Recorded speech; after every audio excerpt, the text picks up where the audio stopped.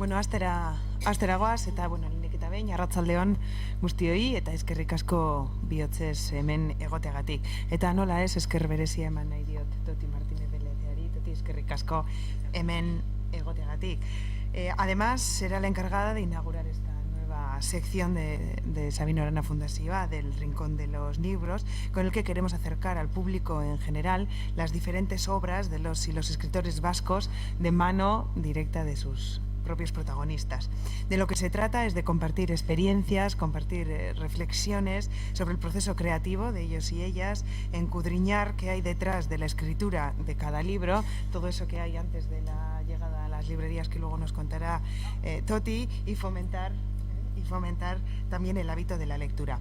Horretarako hemen daukagu Larrabetzun bizi den Esperanza Martínez de Lezea idazle gasteiztarra dugu gaur, bere eleberriak sinatzeko Toti izena hartu zuena. Idazle eta ingeleseko eta frantseseko itzultzaile tituluduna. Eta alemanez, enoak entzen meritorik,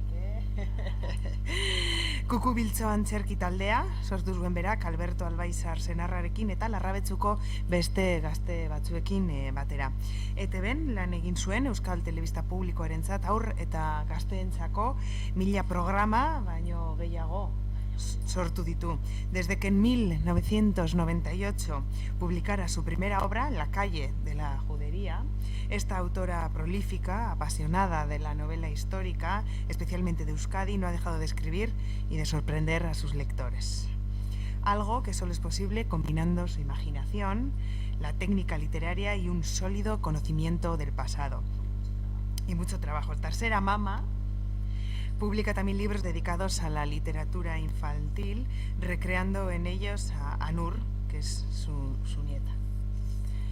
Algunas de sus obras han sido también traducidas al francés, inglés, catalán, alemán, ruso, portugués y chino. Y ruso. Incluso chino. Pero eso no cuenta. Eso no cuenta. Queda muy lúcido. Han traducido al chino. Pero yo no puedo leer en chino, por lo cual, ahí está. Cuando viene alguien lo enseño, digo, mira en chino. Entonces, así.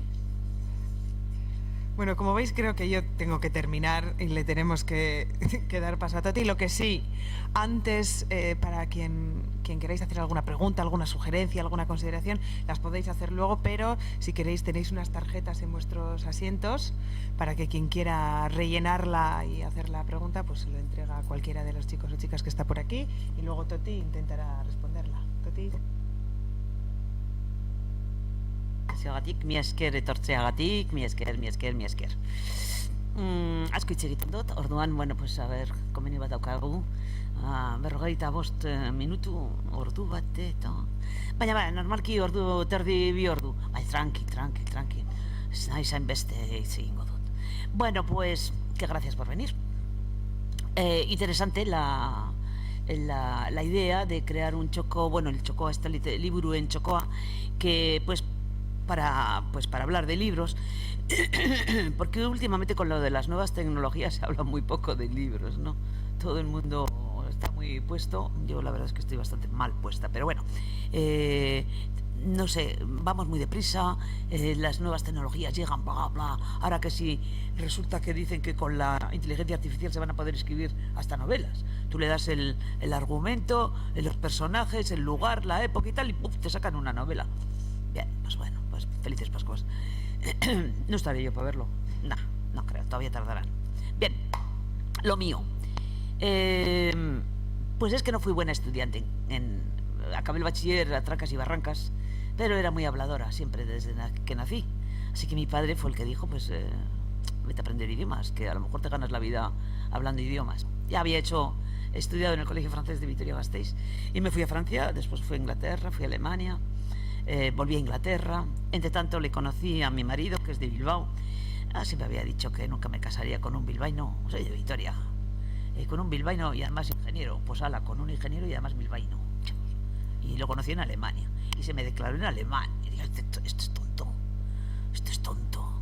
Y le dije que no, y luego me lo volví a encontrar 3 años más tarde en París y no se declaró en francés. Y dije que vale. Vivimos en Francia y luego cuando volvimos aquí, la idea era clara, queríamos caserío, queríamos pueblo euskaldun.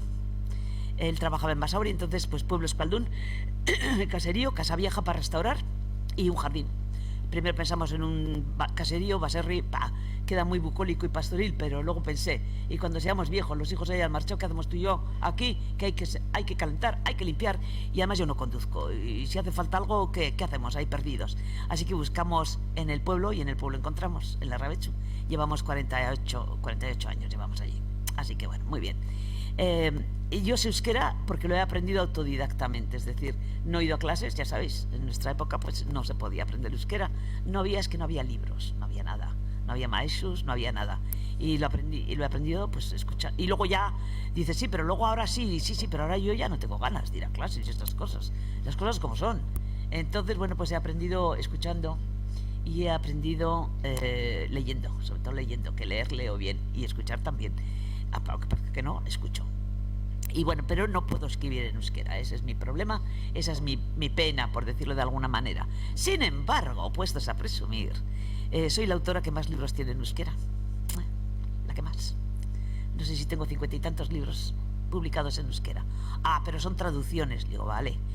Una vez me encontré con uno que me dijo que me leería ni irakurriko dizut euskeraz idazten duzunean, euskeraz. Ni beti jatorrizkoa irakurtzen. Beti jatorrizkoa, siempre original. Le digo, encantada de conocer a alguien que ha leído a Dostoyevsky en ruso. Y me dice, no, yo la literatura vasca, solamente en euskera, original. Le dije, pues qué poco has leído, querido, qué poco has leído. No somos un pueblo de escribir, nunca lo hemos sido, no lo somos, nos han escrito la historia, nos han escrito todo. Las referencias que hay sobre nosotros vienen de otros. Vienen de romanos, vienen de godos, vienen de musulmanes, vienen de españoles, pero no vienen de nosotros. Nosotros no hemos escrito. Alguno por ahí perdido, algún cura que escribía algo, pero que no hemos escrito. Un par de autores en el siglo XIX, bueno, en castellano, Villoslada y Campión. Luego en el siglo XX, pues alguno más. A finales del siglo XX, o sea, hacia 1980, es cuando empieza la literatura euskaldún que conocemos ahora, y vasca también, que es cuando empieza a haber gente que escribe. También hay que tener en cuenta que tampoco teníamos editoriales, ni en euskera ni en castellano, no había editoriales, no había tantos escritores como hay ahora, eso también es verdad. A finales, ya te os digo, del 20, hacia 1980, una cosa así, empieza a haber escritores, y bueno, ahora hay un montón, escritores y escritoras, un montón, tanto en castellano como en euskera, vascos quiero decir, tanto en uno como en el otro. ¿Por qué empecé yo? Pues porque, no lo sé, sí que os puedo decir que yo a los 5 años no sabía que iba a ser escritora, porque a veces oigo unas declaraciones que ya le digo a mi marido, no voy a ser famosa nunca. Es que yo ya sabía, desde que tenía uso de razón, que iba a ser escritora, porque mi vida es la literatura, porque yo siempre he querido escribir. Pues yo no, ni mi vida es la literatura, ni a los 5 años pensaba escribir, y a los 5 años tampoco leía, pero a los 8, 10, 12 empecé a leer, y hasta hoy, y he leído de todo, según la época, según las edades, según tal, y especialmente el género histórico, y lo pongo entre comillas, porque hasta mediados del siglo XX, en la literatura era poesía, teatro, ensayo, biografía y narrativa. Y nadie dijo cuando Tolstói escribió Guerra y Paz que aquello era una novela histórica. Y nadie dijo cuando Víctor Hugo escribió El jorobado de Notre Dame que aquello era una novela histórica. Novela histórica, para mí, es todo lo que ha ocurrido. Bueno, se puso de moda que si novela romántica, nosotros le llamábamos novelas de amor, y a la de vaqueros, y a las que ahora les llaman noir, o black, o yo qué sé, o negro, pues se les llamaba novelas policíacas. Eso es lo que yo, novelas de aventuras, novelas tal, pero luego empezaron a poner etiquetas, y a los que hacían novela en el pasado, pues histórica. Pero resulta que si estudias un poco la literatura universal, pues yo que di, entre el 85 y 90% de todos los libros, novelas, que se han escrito en el mundo, son históricas. Porque una novela novela histórica no es ponerle una pluma o una falda larga o un caballo al personaje, es escribir algo en una época en que tú no has vivido. Yo no viví la guerra civil. Si escribo sobre la guerra civil estoy haciendo una novela histórica. Yo no viví cuando mi abuela era joven. Si quiero escribir la historia de mi abuela, estoy escribiendo una novela histórica. Me tengo que documentar cómo andaban, cómo vivían, cuánto cobraban, cuánto costaba el pan. Es que es agobiante. Y claro, cuando te vas cada vez más atrás, pues más tienes que más tienes que estudiar. Primero porque nos es más lejano y, por ejemplo, pues porque hay menos documentación o hay más, dependiendo. Normalmente no utilizo personajes históricamente hablando, documentados, porque no me permite ser libre para hacer con mi personaje lo que yo quiero. Así que prefiero escribir lo que me da la gana. Bueno, pero antes de todo eso, no tenía intención de escribir, vamos, que no se me había ocurrido lo de escribir una novela, no se me había ocurrido. Hasta que tuve 49 años, hice una apuesta con un amigo, que le dije que iba a escribir una novela, el otro me dijo que yo no era capaz, que era demasiado movida y tal y que cual. Y le dije que apostamos, pues una comida, la gané. Ahora, también fui nadadora de campeonatos. Y si ahora me decís a que no eres capaz de atravesar la ría, digo que no, ni me molesto. O sea, hay cosas... Pero esto era... Pues a lo mejor sí, a lo mejor puedo. ¿Y por qué sobre todo? Pues porque no había novela de esa histórica aquí. Quitando eso, la envilloslada con sus vascos, Amaya o los vascos en el siglo VIII, campeón blancos y negros sobre las guerras, o sea, con el escenario de las guerras carlistas. Aquí no había novela histórica. Pues resulta que a mi padre le gustaba la historia, ensayo, a mi madre le gustaba la novela y a mí me gustaban las dos cosas juntas. Y cuando leía novelas, por ejemplo las de Dumas, ¿no?, que fueron probablemente las primeras que leí como novela, ¿no? Los Tres Mosqueteros, ¿y estos? El Richelieu era tan malo como lo ponen aquí. Y si la mujer del rey se llamaba Ana de Austria, ¿cómo era Ana de Austria si era la hija del rey de España? ¿Y qué fue después de Luis XIII? ¿Quién vino? Luis XIV. ¿Y qué le pasó? Que me fui aficionando a la historia leyendo novelas, fíjate qué cosas. Y sigo haciéndolo. Leo una novela o veo una película y automáticamente o voy a buscar. Ahora ya como tenemos el Google, pues bueno, me meto en el Google a ver si es cierto lo que me han contado. Pero bueno, siempre me ha gustado. ¿Por qué ese género? Pues que es una forma de contar la historia de otra manera. He tenido que aguantar que me digan, y me siguen diciendo, que los novelistas de este género manipulamos la historia. Y bueno, pues ¿qué vas a contestar? Vas a contestar que la historia la han escrito los cronistas, aparte de la arqueología que pueda haber, o los grafitis que pueda haber, o lo que sea. La historia la han escrito los cronistas, y los cronistas han escrito para sus señores, que eran los que les pagaban. Estuve una vez con un archivero que dijo que los historiadores pueden trabajar gracias a ellos, porque son ellos los que han recogido todos los cartularios, las cartas, las documentaciones, los testamentos, los han archivado, y ahora, claro, lo tienen muy fácil.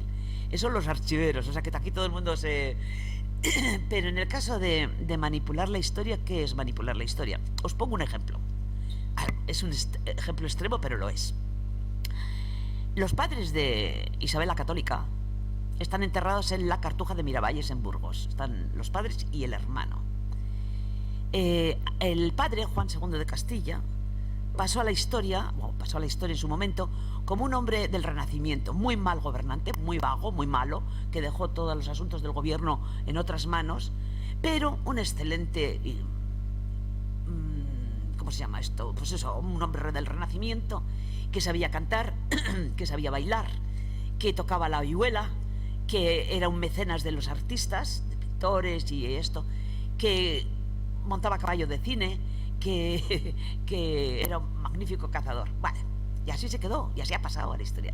Lo que pasa es que con la manía del ADN, pues hace unos cuantos años se abrió la tumba de estos señores para ver, por curiosidad, y encontraron que lo que quedaba claro, del padre de este rey Juan II de Castilla, pues que probablemente había tenido un accidente de caballo siendo joven y tenía una pierna más corta que la otra, o sea, estaba como torcido, y también la mandíbula torcida.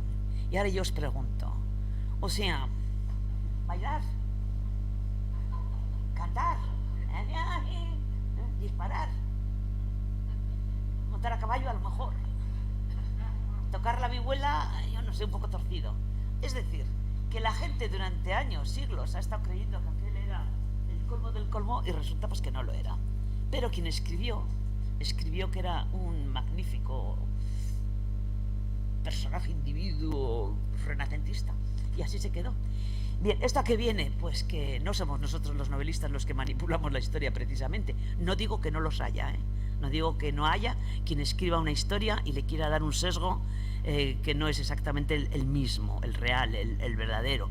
Eso lo sabemos y no vamos a decir nombres, que luego todo queda. Y yo personalmente no intento. Que a alguien que me lea puede pensar que aquí, mira, se le ve a esta la pluma, pues se me verá, porque lógicamente algo mío hay en lo que escribo. Si no, no soy yo y el libro aparte, es que somos los dos juntos.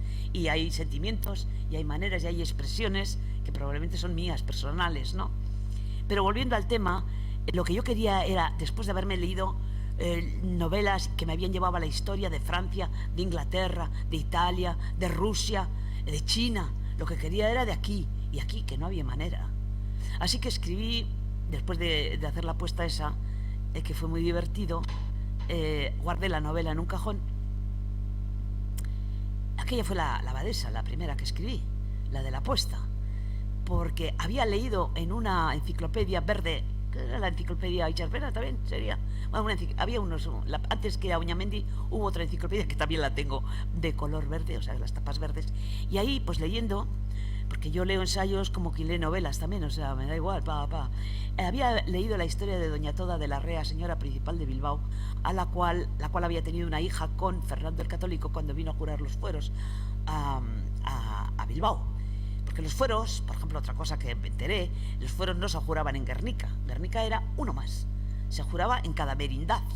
Luego al final pues quedó Guernica, pero se juraba aquí, se juraba en Larrabecho, se juraba en Bermeo, en Santa Eulalia de Bermeo, se juraba en Guernica. Pero bueno, cuando le tocó jurar en Bilbao, estuvo una semana, entre que vino de Castilla, estuvo una semana, y fue a Guernica, y volvió una semana, y vino a jurar los fueros en nombre de su mujer, que era la señora de Vizcaya. En ese tiempo tuvo tiempo de hacer lo mismo que hizo Julio César cuando fue a las Galias. Julio César dejó escrito cuando fue a las Galias: Vini, vidi, vinci. Llegué, vi y vencí. Pues con perdón, este señor vino, folló y preñó a doña Toda de la Rea, señora principal. ¿Y esa señora principal? ¿Cómo que señora principal? Amante de 7 días. Porque claro, las mujeres en esa época, las mujeres nobles, claro, las mujeres de standing, se utilizaban para hacer compromisos, uniones familiares. No se le va a dar al rey para que la tenga durante 4 días y luego se olvide de ella. Hasta que empiezas a estudiar y empiezas a leer y te enteras que el tío de esta señora era un Leguizamón. Leguizamón, que quería ser el preboste del puerto de Bilbao, es decir, cobrar por todas las mercancías que entraban y salían, y que había que ponerle a este señor, que era un salido, una chica a la familia, pues se le pone. Interesante. Luego no se sabe qué pasa con ella, y luego aparece la hija, que es abadesa de Madrigal de las Altas Torres. Y bueno, pues era recrear la historia de una chavala que a los 6 años, a los 7 años la sacan de aquí, y que a los 60 vuelve, ¿no? O sea, es una cosa. Pero bueno, esa la guardé en un cajón, porque en el oficio de escribir, para los que queráis ser escritores, sabed que no sale nunca la primera novela. Nunca. Tú vas con la primera novela a una editorial y te dicen: muy bien, interesante, tenemos el cupo, no va dentro de nuestro estilo, no va dentro de nuestra línea editorial. Es que hay que aprender. No vale con escribir mi mamá me mima. Eso lo sabemos desde los 5 años. Luego hay que dar una enjundia a lo que se escribe. Y las editoriales están, ya os digo que ahora hay cantidad de autores y autoras, y bueno, pues no están por la labor, porque no son una ONG, son una empresa. Las editoriales son empresas, y también para perder dinero pues no se van a jugar el tipo. Pero bueno, la primera novela que escribáis, guardarla, y escribir la segunda, y luego cuando hayáis escrito 2 o 3, volvéis a coger la primera y la volvéis a escribir, porque seguro que habéis aprendido un montón.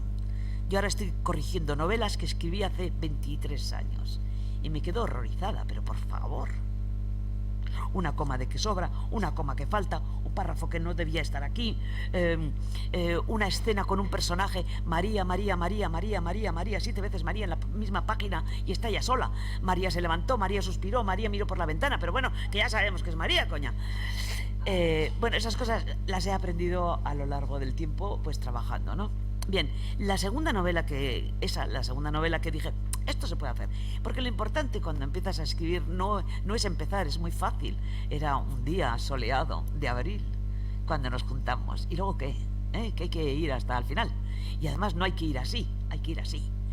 Así que guardé la novela y me puse a escribir, dije, lo puedo hacer. Y me puse a escribir la siguiente, que fue La calle de la judería.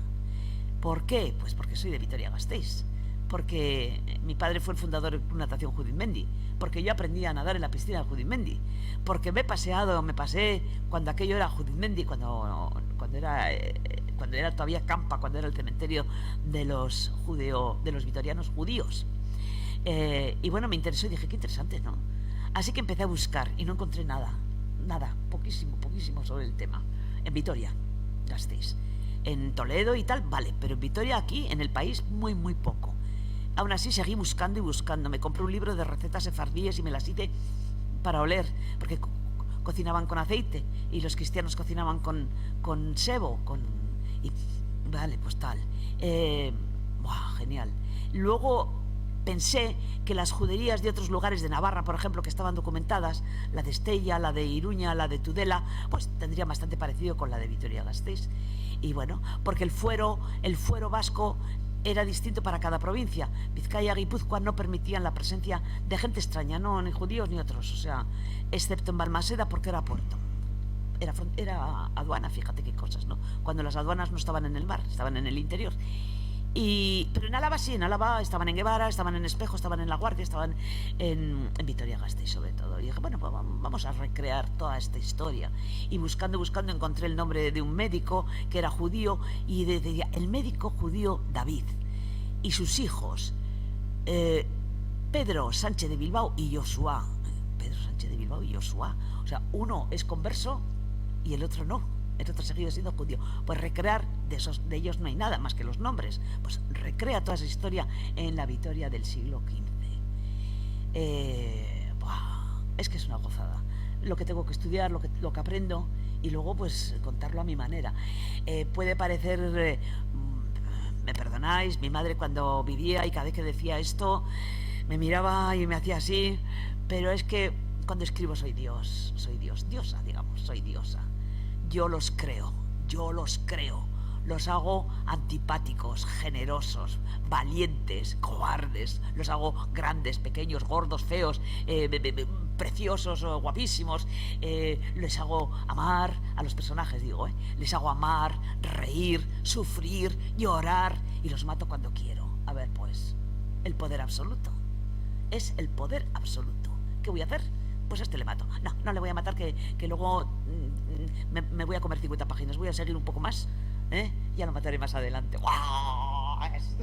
Es un poder.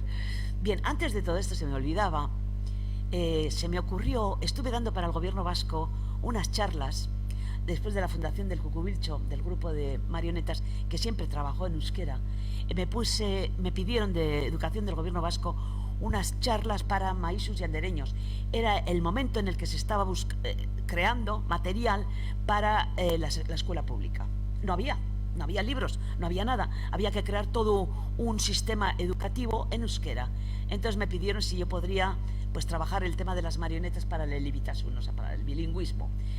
Hacerles a los maestros y andereños, enseñarles cómo hacer una marioneta sencilla y luego trabajar. Ni naiz Perú, nor zarazu, o sea, ni naiz Perú, nor zarazu, ni yo naiz, eta zu zer esan dozu, Perú, ni Perú naiz, o sea, era un poco trabajar voces en las marionetas y tal. Y luego les decía, hacerme grupos y contarme un cuento. Y entonces me contaban siempre los mismos cuentos, la Caperucita Roja, Atichuxía, el pato feo, los tres cerditos. Y yo les preguntaba, ez dakizue, Euskal Herriko historioak, leyendak ipuinak. Y no sabían. Y estoy hablando de 1980 y algo. Pero para entonces me había leído toda la obra de Barandiarán, y de resurrección María de Azcue. Me sé cualquier leyenda, preguntadme porque me las sé todas, de memoria. Y eso que antes leía a Andersen y a los Grimm y lo que queráis, pero cuando me metí con Barandiarán, que mi padre me regaló, porque mi padre solo me regalaba libros, me aprendí las leyendas. Y entonces se me ocurrió, dije, pues bueno, pues esto, volví a casa y le decía a mi marido, es que esta gente no sabe las leyendas, la historia, los cuentos del país. Los cuentos, las leyendas del país se dejaron de contar cuando se dejó el fuego bajo, cuando se dejó la chimenea, cuando apareció la luz, cuando apareció la radio, ya se dejó de contar. A mí alguna vez me viene un joven diciéndome, o una chica por lo general, a mí mi abuela me contaba leyendas. Digo, a ti tu abuela no te contaba nada. ¿Cómo sabes? Digo, porque yo he tenido abuela y bisabuela y soy bastante mayor que tú. Y eran de pueblo. Y lo que contaban eran chascarrillos, pero leyendas de dragones, de Inguma, Iseko, Gahueco, Mari, yo qué sé, Lamiak, Raldoyak. De eso nada, maja. Ya me cuentes historias porque no. Entonces pensé y le di vueltas. Fuimos a hablar con Barandiarán a Town, tenía 100 años. Le hacías así, lo tirabas. Pero te decía, en la cuarta balda, el 5 volumen, el que pone no sé qué. Y luego además la sobrina, que nos había dicho que nos daba 15 minutos. Y estaba él de espaldas, la puerta estaba ahí, nosotros estábamos ahí, una mesa.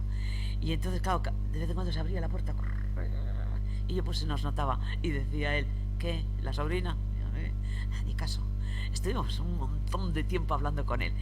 Y le conté que mi idea era recoger lo que ellos habían recogido, o sea, no crear nuevo, sino recoger lo que ellos habían recogido, pero darle una visualidad más moderna, más actual. Porque claro, aquellos libros pues son lo que son. Y luego además hay leyendas que tienen 2 líneas, hay leyendas que tienen una página, y pues armonizar un poco y poner gráficos o láminas o algo. Y me dijo que sí, y me dijo 2 cosas. Una, que sí, pero que si lo que yo quería era recoger lo que ellos habían recogido, pues que me limitase a recoger lo que ellos habían recogido. Y que si tenía que poner unas páginas armoniosas, bueno, pues que añadiera paisajes. Si esto ocurre en tal sitio, bueno, pues añades los montes que aparecían en la lejanía, a la luz del sol del amanecer y tal. O añadir diálogos si quería, pero que no cambiara la historia. Si el personaje moría, si el personaje de tal, pues que lo dejara como el tal. Eso me dijo. Y luego me dijo, porque cada generación tiene su propia mitología, ¿no? Cada generación crea su propia mitología. Porque no sabemos si estas leyendas han sido así siempre, probablemente no. Porque yo te cuento, cuando era oral, yo te cuento, tú le cuentas, yo quito, yo pongo, y yo le añado según las modas, según los miedos, según de cada momento, ¿no? Entonces no podemos saber si la leyenda del vaso jaun es la misma que se contaba en el siglo XV o en el siglo X. Y le dije, pues eso, Jesuito, vale, yo prometo. Y saqué el libro de Euskal Herria con leyendas de Euskal Herria, pero todavía no escribía, eso fue debido a eso, ¿no? Ese libro se sigue publicando y sigue teniendo reediciones, es una verdadera preciosidad, porque está escrito tal y como él me lo pidió, y además pongo la referencia de dónde sale cada leyenda, quién la recogió, o Chao, o Satrústegui, o quien fuera, y lo pongo en tal libro, en tal cosa. Solo hay una leyenda, hay 2 que son mías. Yo siguiendo lo de Barandiarán, pues que cada uno crea su propia mitología, pues lo voy a crear yo también. Y fue mi primera, por decirlo así, mi primera entrada pero que no me di cuenta entonces. Simplemente lo hice porque la primera leyenda es la leyenda de Euskilore, no aparece en ningún sitio. Es que no está, es que no hay. Una sola persona me escribió una vez diciéndome de dónde ha sacado la leyenda de Euskilore, porque yo no la encuentro, y le tuve que decir, no, es que no está, me la he inventado. Pero eso sí, me la he inventado en base a lo que se cree, que los pelillos de la flor, que la flor, que tiene forma de sol, ahuyenta a los malos espíritus, y que los pelillos, las brujas contando los pelillos, pues se les hacía de día, y que es una planta que se ha tenido siempre como protectora, y se ponía en los establos y en las casas. Esa es la primera, esa sí es inventada por mí. Y luego la segunda, que no es inventada por mí, pero me la transmitió alguien, mi padre. Mi padre me transmitió la leyenda del forzudo de Arbulo, o Arburu, que es un pueblo de Álava. Esa me la contó mi padre y la puse, y además dije, mi padre me contó, que coste.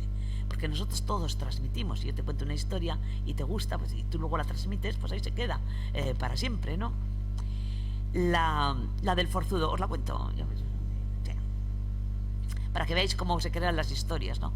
La del forzudo de Arburu. Mi padre contaba que en épocas antiguas, en épocas romanas, cuando los romanos llegaron a Euskal Herria, que entonces no era Euskal Herria, ni era Vasconia, ni era nada, eran las tribus huasconas, vasconiae, pero no había país, no había nada, eran tribus sueltas.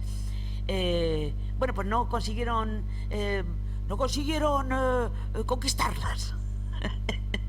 No consiguieron conquistarlas. Porque, claro, la lucha de guerrillas, los montes, la orografía, todo muy difícil. Entonces decidieron hacer 2 combates. Uno aquí y otro en Roma. Del combate de aquí no se tiene ni idea, pero del de Roma sí. A Roma fueron los vascones a luchar con los mejores guerreros romanos. Entre ellos el forzudo de Arburu, que era un campesino que tenía unas vacas y unas huertas, pero que era grande y era fuerte. Se lo llevaron a luchar. Cuando llegaron al Coliseo, se encontraron ellos vestidos con pieles, con espadas, la espada pequeña, y con escudos de piel de cabra. Los romanos, sin embargo, llevaban ¿cómo se llama? Armadura, escudo, casco, pantorrilleras, espadas largas y escudos de hierro. Entonces empezó la lucha, el combate, con el César allí presente. Tampoco se sabe qué César ni nada. Y bueno, pues iban venciendo los romanos. Y entonces el forzudo de Arburu, que además de ser a la vez noble, cortés, era listo, se dio cuenta de que la armadura de los romanos les llegaba al estómago y dijo: Sabeletic, edo sabelean, a la tripa. Y entonces los vascones, pum, pum, pum, pa, a la tripa, pum, pum, pum, pa, y acabaron con todos los romanos. Habían vencido, pero no, señor. El César, o quien fuera, dijo: aquí paraos. Ahora tiene que luchar el más fuerte de los vuestros con el más fuerte de los míos. El más fuerte de estos era el forzudo de Arburu, pero estaba cansado, había estado todo el día peleando. Y el más fuerte de los romanos era uno que no había salido y ni había peleado. Un negro de 2 metros de alto, y además la lucha no era a espada, era a cuerpo. Lucha libre. Y el romano, el negro romano, salió todo un tau de aceite, todo un tau de grasa. Cada vez que el forzudo intentaba agarrarlo, se le escurría. Y intentaba agarrarlo y se le escurría. Pero como os vuelvo a repetir y os vuelvo a decir, el alavés, además de ser noble y cortés, era listo, dijo: ¿dónde no tiene este aceite? ¿Dónde no tiene este aceite? ¿Y qué hizo? Le metió el dedo por el culo, lo giró sobre su cabeza y lo lanzó a la tribuna. Luego volvieron a casa tranquilamente y él volvió a sus huertas y a sus vacas. Esa es la historia que me contaba mi padre y la puse en el libro de leyendas. Lo siento, pero también puse que era de mi padre. No sé quién se la contaría a él, la verdad, las cosas como son. Pero bueno, es la transmisión. Y esa fue mi primera intrusión en el tema de escribir y de que se publicara algo. Y luego, volviendo a las otras novelas, la idea era esa: contar nuestra historia, porque hay historiadores muy buenos, ensayistas muy buenos, pero la gente no lee los ensayos como yo, no lee la historia como yo, o sea, no la lee. Simplemente algunos la ojean, pero la mayoría de la gente no lee ensayos. Pero sí hay más gente que lee historia, y a través de novelas, y a través de la novela, por lo menos puede pasar que haya gente que le pase lo mismo que a mí, es decir, que quiera saber más, y que una vez que lea algo digo: ¿y esto? Aunque solo sea para ver si he metido la pata, si lo he dicho bien, o si por solo por curiosidad se metan a buscar la historia que yo de alguna forma cuento. He tocado todos los pitos, la verdad es que he tocado todos. He tocado, pues eso, época romana, he tocado brujas, Inquisición, carlistas, la guerra contra los franceses y contra los ingleses. ¿Qué más? La guerra civil. O sea, he tocado todos los pitos. Y si eso lleva a que la gente le pueda interesar leer, aprender o buscar material serio, entre comillas, pues oye, bienvenido sea, ¿no? Lo que hago, ¿no? Aparte de pasarlo yo bien y de tener que estudiar y trabajar. Entonces, aquí en Euskal Herria, pues no hay zona que no haya escrito en algún. No digo que haya escrito en todos los pueblos o que todos los pueblos aparezcan, pero casi. Por ejemplo, en Mareas, cuento es un libro de relatos porque alguien me pidió de la editorial que escribiera la historia de la mujer vasca. Y me quedé atónita, dije, ¿qué mujer? Si no estamos, no aparecemos en ningún sitio, alguna de vez en cuando, la monja aquella, la monja Alférez y alguna más, Doña Toda, no la de la Rea, la mía, la otra, la Doña Toda, reina de Navarra, y poco más, ¿no? No hay material. Entonces se me ocurrió que a lo mejor por medio de relatos podría contar la historia, porque sí hay material, testamentos, compra y venta de propiedades, juicios, guerras, en fin, hay material. Entonces escribí 35 relatos que empiezan en Bayona y acaban en Muskiz, pueblo por pueblo, desde la prehistoria hasta que yo tenía 20 años. Y voy contando cada historia. Hay 4 que son reales, o sea, no que son reales, sino que ya están recogidas en un libro de José Antonio Azpiazu que se titula Mujer Vasca, Sumisión y Poder. Muy interesante. Y luego que hablé con él, claro. Entonces, pero así con nombres, por ejemplo, aparecen 2 mujeres de Zumaya, una señora viuda y una sobrina, que está casada, pero su marido se ha ido en los barcos, pero le ha dejado una firma ante notario de que puede utilizar el dinero de ellos en lo que quiera. Cosa rara. Y estas 2 mujeres se compran un barco. Se compran un barco. No se montan en el barco, lo mandan al barco a las Azores, lo mandan a Inglaterra, lo mandan a comerciar. Bien, pues es real, tienen nombre, a finales del siglo XVI. Luego, por ejemplo, aparece otra historia que también es real. No les gustó a los de Donosti. Cuando escribes algo, todo el mundo quiere ser el héroe, ¿no? Y como salga tu apellido o salga tu pueblo y no sean héroes, uy, se enfadan. A mí me han llegado a decir que por qué he puesto mi apellido que por qué he puesto su apellido. Le digo, pues por no poner Pérez y Martínez a todos. Y dice, pues pon los tuyos. Le digo, es que ya los he puesto. Es que he puesto todo. Le dije a mi hermano, búscame apellidos. No sé, rastrea. Hay por Álava, por Eguino, por Ilarduya, por Aspárrena, Zaeta. Busca todo lo que puedas encontrar. Y he usado todos mis apellidos para bien y para mal. Pero claro, de vez en cuando tengo que echar mano a algún otro. Y luego, si salen malos, ni te cuento, ¿no? Si salen malos se enfadan, ¿no? Pero oye, ¿qué le vamos a hacer? Tiene que ser así. Esto venía a cuento de... Sí. Lo de Donosti. Pues resulta que en Donosti hay una historia que está documentada y es el de una alcahueta. Donostia era un puerto marino, ahí llegaban los barcos, llegaban los hombres con muchos meses de abstinencia y extranjeros y también tal. Y claro, había burdeles, claro que los había. En Rentería, en Donostia. Y se sabe la historia de una que era de Azpeitia, pero sus hermanos la echaron del caserío y se fue a Donosti y se montó de alcahueta, puso un burdel. Y entonces otra alcahueta de la competencia la denunció al ayuntamiento por tener un burdel. Y la castigaron, le dejaron desnuda hasta la cintura, le pegaron con brea, le pegaron plumas y le hicieron barrer durante 4 horas la puerta del Marqués. ¿Conocéis Donosti? Pues lo que baja hacia el arquillo que va hacia el puerto, pues ahí. Y ahí estuvo y luego la echaron de Donosti y no le permitieron volver en 4 años. La que la había denunciado fue la que fue después y la acusaron de lo mismo y también la echaron durante 4 años. Entonces yo puse esta historia. Oye, y hubo gente de Donosti que se me picó. Y dice, las putas a Rentería, le digo, las putas donde salen, ¿no? O por ejemplo, pues las bateleras, o por ejemplo en el tema de las minas, en el tema de las que llevaban el pescado a Bilbao desde Santurtzi, o las inmigrantes en Sestao, ¿qué más? Pues los inmigrantes a América, pues en el Anchove, las piratas de Bayona, la Muga, las contrabandistas en la zona de Hendaya. En Hondarribia, por ejemplo, hubo un caso de brujería. Bueno, no un caso de brujería, pues resulta, es que hay que contarlo todo porque si no, no vale. Cuando ya se acaba lo del proceso de la brujería, que acaba después de lo de Zugarramurdi, acaba, ya no hay puede que todavía se juzgue alguna por aquí y por allá, pero no hay una persecución sobre el tema de brujería, porque hay que dejar claro que la Inquisición española no se metía en el tema de la brujería, aunque nos parezca extraño. Los jueces de los inquisidores en el tema brujería eran jueces civiles, no curas. Las cosas hay que contarlas. En Francia sí, pero aquí no. El caso es que habría que preguntarse por qué unos jueces civiles con educación y con preparación y que hablaban latín y demás iban a perseguir a unas mujeres que volaban en escobas. Sí, ya. ¿Habría alguna otra razón? ¿Política, económica o la que fuera?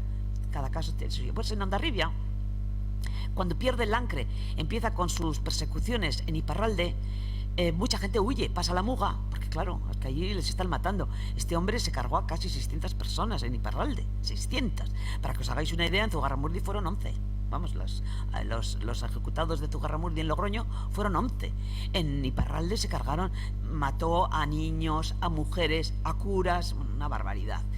Bueno, pues mucha gente se escapó y pasó la Muga. Hondarribia está pues pasando la Muga.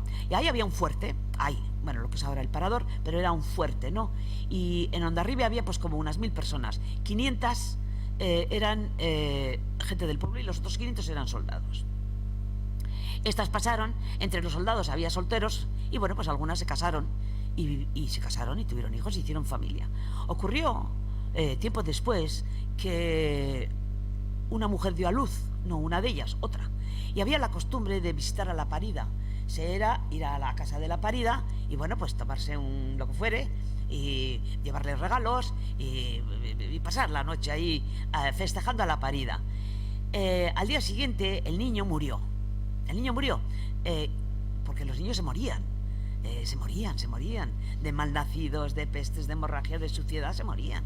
El niño murió y entonces la madre le acusó a una de las mujeres, que era una de las francesas, y digo francesas porque les llamaban francesas, y además eran raras y eran brujas,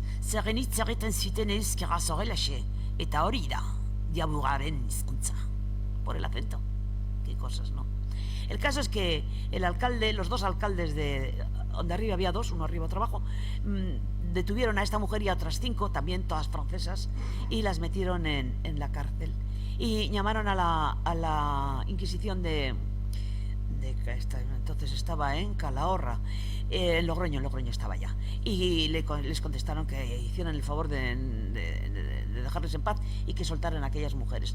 Aquí a veces somos más papistas que el Papa y entonces decidieron mandarles a las mujeres, meterlas en una barca y mandarlas pantalla. Y les dijeron que si volvían, les cortaban la nariz y las orejas. No volvieron y estropearon las familias de gentes inocentes. Pues resulta que unos años después hay una batalla ahí que es la que da lugar al alarde famoso, que también trae su historia. El alarde famoso, llegaron los franceses, rodearon lo que era la fortaleza. Estos se defendieron hasta que llegaron pues las tropas del rey y tal, castellano, y bueno, pues no pasó nada más, se salvaron, por decir así. Resulta que cuando llegaron los franceses, cuando empezaba la batalla, 2 mujeres subieron a la ermita de Guadalupe a bajar a la Virgen. Bajaron a la Virgen, la llevaron a la iglesia. Y cuando acabó la batalla, cuando ya se supieron libres, cogieron la Virgen y la volvieron a subir a la ermita.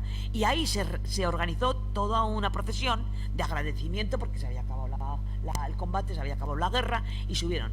A partir de entonces se celebra el alarde. Esta discusión estúpida de si las mujeres pueden o no pueden, si estudias la historia,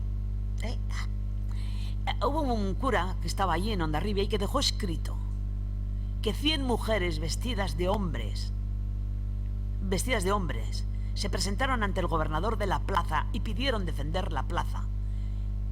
Se presentaron vestidas de hombres y con armas ante el gobernador de la plaza y pidieron defender la plaza y fueron enviadas ya lo dice, la zona. Está registrado, está recogido. Es un escrito de una persona que estuvo allí. Si de los 1000 habitantes solamente sobrevivieron, de los 1000 soldados y ciudadanos, solamente sobrevivieron 300 o 400, es de suponer que aquellas mujeres, aquellas 100 que fueron a defender la plaza también murieron. Y que vengan ahora diciendo tonterías, de que no pueden ir.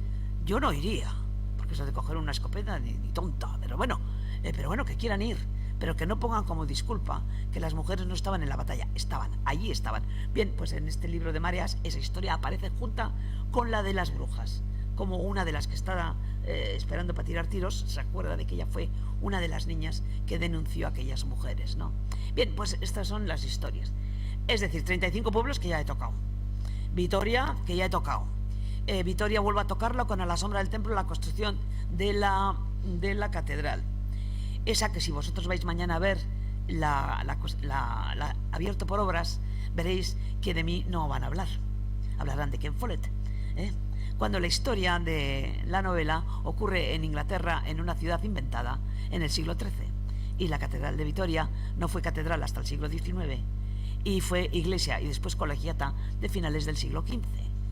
Pero bueno, Ken Follett, estatua. Las guías, hubo una amiga mía que fue y pregunté, ¿y la Toti qué? Y la otra, la guía, le dijo, ¿qué Toti? Pues Toti Martínez de Lecea, que ha escrito una novela. Ah, pues no sé. Bien, vale. Luego, por ejemplo, también he estado en Vitoria, en La Guardia y en La Bastida, con la Guerra Civil. Pero la Guerra Civil, bueno, ya sabemos lo que fue, yo lo sé, lo vivimos en nuestra casa. Pero, cuando escribes, no se trata de contar una historia para que te lean los 4 que opinan igual que tú y que creen lo mismo que tú. No, se trata de llegar más lejos y de, en fin. Entonces, esto no va de la guerra, porque además en Vitoria-Gasteiz no hubo guerra, porque los militares se pusieron del lado de Franco, con lo cual no hubo combates, no hubo bombardeos, no hubo estas cosas. Sí hubo represión, 500 muertos en las tapias del cementerio, habría que decirlo, entre ellos un tío mío. Pero bueno, pero no va de eso. Ya te metes en política, ya te metes en los buenos, los malos, pues no. Sin embargo, mi historia es, hoy en día empieza, una señora de 90 y tantos años, la edad que tenía mi madre cuando la escribí, muere y deja una buena fortuna, una casa, joyas, cuadros y demás. Entonces la hija, que tiene 70 años, va al notario y el notario le dice que muy bien, pero que hace falta el otro heredero. Dice, ¿qué heredero? Dice, pues su hermano. ¿Qué hermano? Si soy hija única, oiga, que tengo 70 años. Y el otro le saca un acta de nacimiento de un chaval con el mismo apellido de la madre y distinto del padre. Por eso lo de los apellidos. No, a ver, Pérez y Pérez, pues no. Zulueta. Amelia Zabaleta. Nacido en el junio del 36. Entonces este le encarga a un mindundi de estos que van sacando fotos para los divorcios, ¿no? Que te he visto salir con un tío de un portal, o que te he visto salir con una tía de un bar, o que te he visto tal, pues fotos para los divorcios.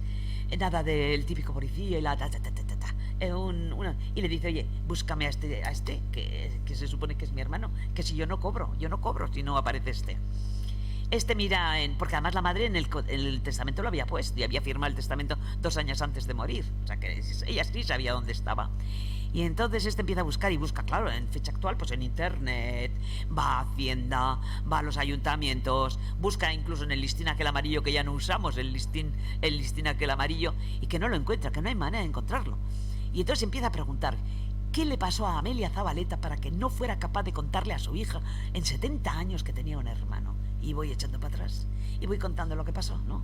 Las mujeres presas, las mujeres con el ricino yéndose por las piernas en las calles, el hijo de un matrimonio civil, porque no era válido el matrimonio civil, cuando ya se acaba la guerra con el franquismo no era válido.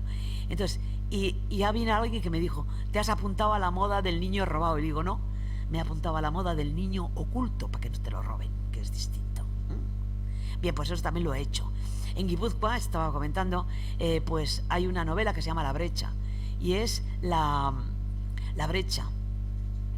En la Guerra de la Independencia, esa que llaman la Guerra de la Independencia, Donostia estaba ocupada desde hacía 5 años por los franceses, pero siempre ha estado ocupada por los franceses, y siempre se han llevado muy bien los donostiarras con los franceses que los tienen ahí al lado. Bien, pero seguían siendo los opresores. En eso llega el ejército liberador, que son los españoles con los ingleses y los portugueses.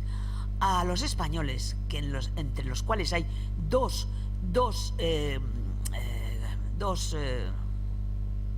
ay, qué mal hablo yo de militares, 2 grupos grupos de voluntarios guipuzcoanos, los mandan hacia la frontera, los mandan hacia Irún, a San Marcial, para allí. Y dejan solamente Donostia para los ingleses y los portugueses. Un mes antes han pasado por Vitoria. Y aquella famosa, la batalla de Vitoria, con su estatua también, que manía tienen para hacer estatuas. La batalla de Vitoria, que nunca tuvo lugar en Vitoria-Gasteiz, nunca. Fue en Jundiz, fue en Gamarra, fue en Mendoza. ¿Por qué no fue en Vitoria-Gasteiz? Pues porque el general Álava, mano derecha del general Wellington, era de Vitoria. Y ahí tenía su casa, tenía sus negocios y tenía la familia. Y no permitió que ni un soldado entrara en la ciudad, estaba fortificada, que ni uno entrara. Pero a los soldados se les debía la soldada, el sueldo, de meses. Y sabían perfectamente los mandos que la siguiente era Donostia antes de pasar la frontera a Francia, y que allí sí iban a permitir el botín. Lo iban a permitir. Sabían perfectamente lo que iba a pasar.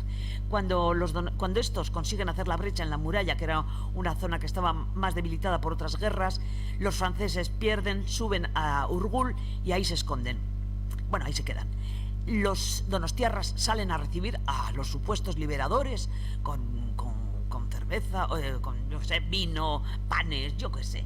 Y lo que encuentran es a unos soldados absolutamente histéricos, porque la batalla debe de tensar mucho les pone muy tensos a los soldados, porque mueren, matan, se les mueren los compañeros, que entran a saco, disparan, violan, roban, todo eso en una noche, el 31 de agosto de 1813, en donde ni un donostiarra se salvó. Al día siguiente, a los habitantes, incluidos los curas, incluidas las monjas, los echan de la ciudad, los echan, y cada uno que se vaya donde... Claro, los que tenían caserío, familias, vale, y los que no tenían, ¿qué? Pero bueno, los echan y luego van casa por casa, roban todo lo que es bueno, muebles, cuadros y demás, lo llevan a pasajes para mandar a Inglaterra. Lo otro, lo corriente, mesas, sillas y demás, a la provincia, a los mercadillos. Pero resulta que hasta hace no mucho tú entrabas en las webs del país nuestro, por ejemplo NTV, entré yo, y ponía la quema de Donosti realizada por los franceses hace pues 10 años o una cosa así. Te quiero decir que, y mira que está documentada la historia. Bien, bueno, pues he tenido el gran placer de que esa se escribió hace también 15 años, no sé, que este año pues me han hecho un musical en Donosti. Me lo han hecho, ha sido para mí sola. No, ha sido una pasada. Verles bailar, verles cantar, verles hablar, un decorado, soldados, pero sobre todo el pueblo que sufrió aquella barbaridad. Y sabemos que, por ejemplo, los soldados ingleses y portugueses violaron a todas las mujeres de Donosti entre 8 y 80 años, porque un año después en Zubieta hubo una reunión de hombres que declararon ante un notario lo que había pasado esa noche. Y está escrito también, o sea que no me lo estoy inventando, está escrito. Lo que pasa es que, y además hay registros en las dos parroquias, en San Vicente y en Santa María, de los niños nacidos a los 9 meses sin padre. Y de hecho hay un apellido que se llama Brit en Donostia, que es británico, o sea, descendiente de los Brit, de los que anduvieron aquí follando gente y violando mujeres. Bien, mi historia va de lo que sufre la gente del pueblo, la gente de a pie, cuando ocurre una cosa de esas, ¿no? Mujeres violadas, mujeres embarazadas sin quererlo. Bien, pues va de eso. Y luego, ¿qué más? Bueno, de Navarra, Sancho III el Mayor, yo qué sé, el Camino de Santiago por Navarra, Estella, los infanzones de Navarra intentando recuperar su independencia y su libertad, que fueron machacados y colgados. Brujas, qué remedio, brujas. Así que sí, he trabajado bastante sobre el tema. Pues es que en este momento no sé de qué escribir y creo que lo he escrito todo. En total han sido 27 novelas, 2 ensayos, uno sobre ese, el de mitología, que no es mío, y el de, quitando esas 2 leyendas, y un ensayo sobre brujería, brujas, que es un ensayo, no es una novela, es un ensayo. Luego 3 novelas juveniles, los 17 de Nur, 8 para contar a los niños que no saben leer, 3 de humor o 2 de humor, una cosa así. En total han sido 60 libros en 24 años. Y todavía mi marido me dice hoy, ¿qué? ¿Estás escribiendo? ¡Ya! Ya escribiré cuando me apetezca. Y esa es mi vida y el trabajo de escritora. No he recibido ningún premio. Los premios que tengo son premios de amor, como les llamo, de asociaciones, de grupos, de no tengo ningún premio literario importante, tampoco me importa demasiado, la verdad. No, pero lo digo. No tenemos la fama que tienen otros autores, porque yo trabajo con una editorial del País Vasco. Las editoriales vascas son pequeñas, quitando Elkar, pero las otras son pequeñas, no tienen proyección. Dentro del mundo editorial, leeros mi novela La Editorial, que el otro día fui a la Casa del Libro, porque fui a presentar el libro de un amigo de La Rioja, y quería regalarle el libro. Y fui a la empleada y le dije, la editorial. Me dice, ¿cuál? Y le digo, no, es el título de una novela. ¿De qué autora? ¿De qué autor? Y digo, mía. Dice, no lo tenemos. Y le digo, pues, Hierba de Brujas. No lo tenemos. Y todos callaron. No lo tenemos. No tenía ningún libro mío, más que el último. Dije, vale. Dentro del negocio editorial hay que tener en cuenta que es un negocio. Como he dicho al principio, no es una ONG. Una editorial es un negocio. Tiene que vivir, tiene que pagar el local, los sueldos de los empleados, las máquinas, tiene que pagar a la imprenta, tiene que arriesgar. Y no va a arriesgar si no cree que va a poder recuperar por lo menos parte de ese beneficio. Los autores, y aquí hay alguno que lo sabe, cobramos el 10% del precio sin IVA.